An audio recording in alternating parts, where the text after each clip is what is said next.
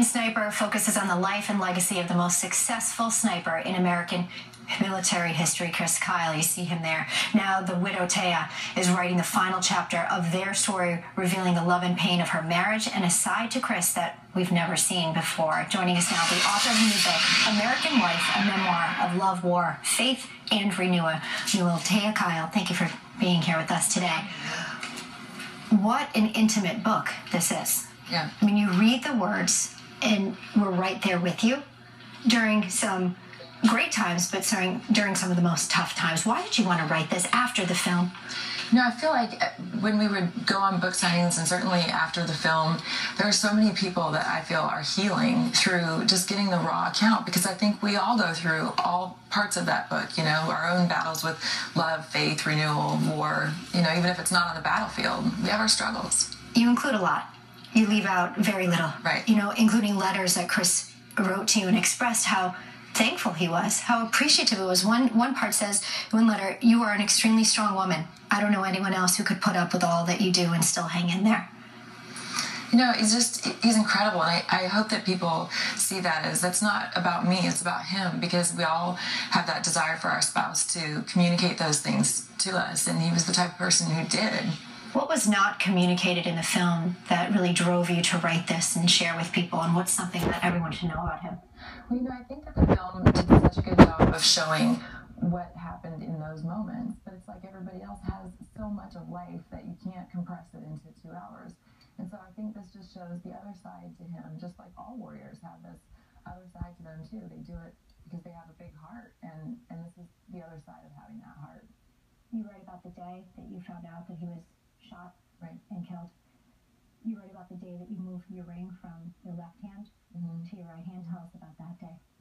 You know, it's something I've really struggled with, and it's so interesting to me because it's symbolic, and I know it doesn't have anything to do with what you feel internally, but you know, it's back on my left. I go back and forth. I can't, I think sometimes when you're married to somebody and you love them so much, you'll always feel married to them. You know, it just doesn't, I can't get over that feeling. What would Chris think about your book?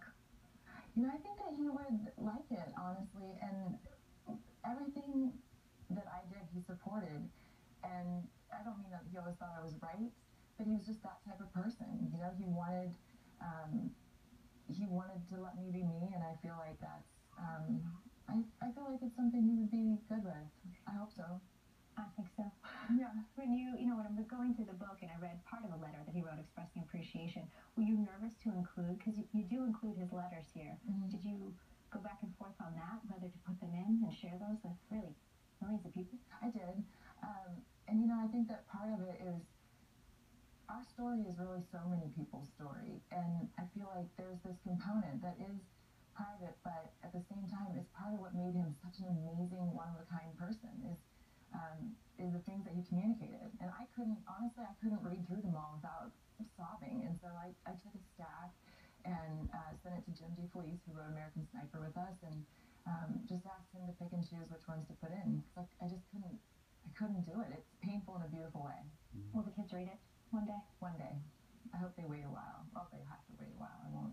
If it's in my power to stop it, right? If it's in my home or anywhere around me, I'd like them to wait. You know, a lot of people stop and ask you how they can help, what they can do for you. And you have Chris's Foundation, which is exceptional. And I'd like, if you can, read your response to when people ask you how to help. I've highlighted Okay. in your own words. Okay.